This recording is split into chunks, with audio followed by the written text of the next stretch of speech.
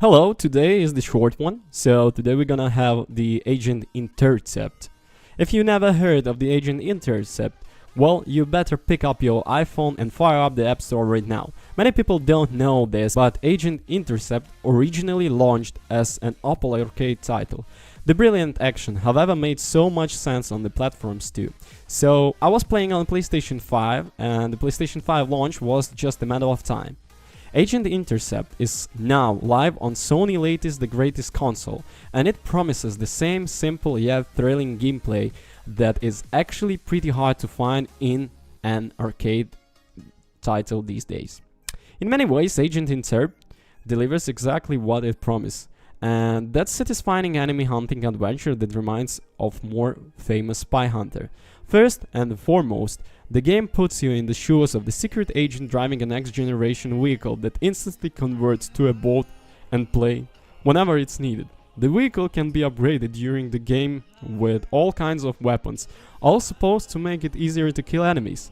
Make no mistake, the entire agent gameplay comes down to driving the car as you complete various missions, which can be anything from destroying the enemy vehicles to preventing rockets from hitting buildings in the mad city. In just a few words, Agent Intercept is all about streeting, collecting power-ups, shooting, drifting, and killing the enemies.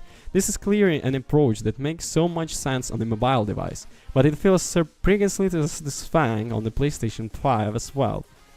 It's a simple game that takes care of acceleration as well, but on the other hand, it's a lot more involving than you'll be tempted to believe.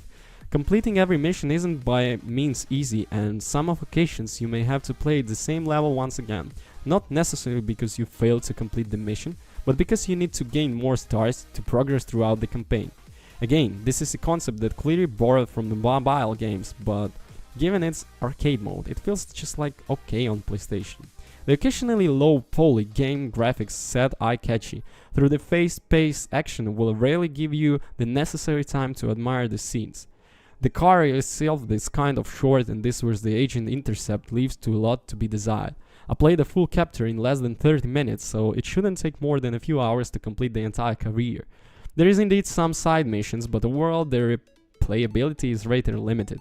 Once you fail to complete a mission, it's much easier to successfully do it on the second time once you know precisely what it comes down for too. For example, I first failed to destroy a Valkyrie in the final mission chapter 1, but once I learned exactly what the helicopter is supposed to do and how it tried to shoot me, it was really easy to avoid getting any damage.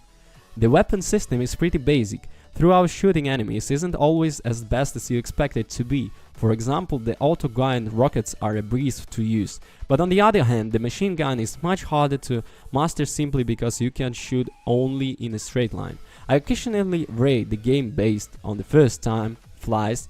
When I play them, the Agent Intercept shines its regard. Unfortunately, the short stories leaves a lot to be desired, so I can hope a sequel is on the way with more missions and a longer career.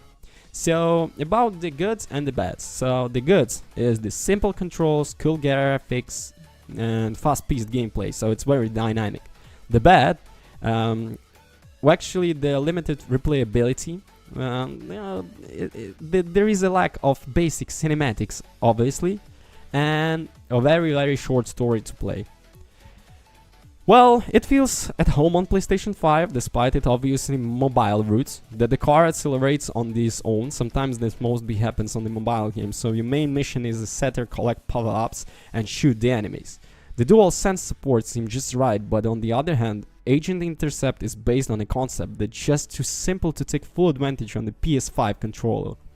It only uses a couple of buttons simply because it doesn't even need more. At the end of the day, Agent Intercept is a fun game to try on a real day, on a rainy day, but I don't think too many people would play it again after completing the story mode. And unfortunately, this does take more than a few hours once you learn how to be a lethal agent. So, yeah, as always, the links in the description. You may go and buy this. I suggest you to try it, obviously because it's a bit not so expensive that it could be.